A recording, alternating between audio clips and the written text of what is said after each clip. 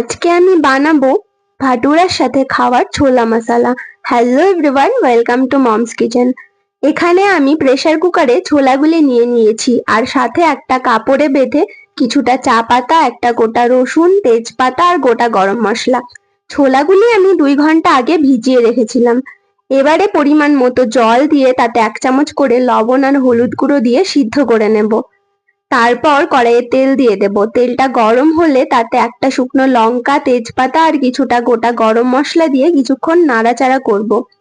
তারপর 1 বাটি মতো পেঁয়াজ বাটা দিয়ে দেব। পেঁয়াজ বাটাটা একটু ভেজে নিয়ে তাতে 1 চামচ করে আদা রসুনের পেস্ট আর একটা টমেটো পেস্ট দিয়ে দেব। তারপরে 1 চামচ কাশ্মীরি লঙ্কা গুঁড়ো, 1 চামচ হলুদ গুঁড়ো আর পরিমাণ মতো লবণ দিয়ে খানিকক্ষণ নেড়ে চেড়ে 1 চামচ জিরে গুঁড়ো দিয়ে ঢাকা দিয়ে দেব। তারপর কিছুক্ষণ কষিয়ে নেব।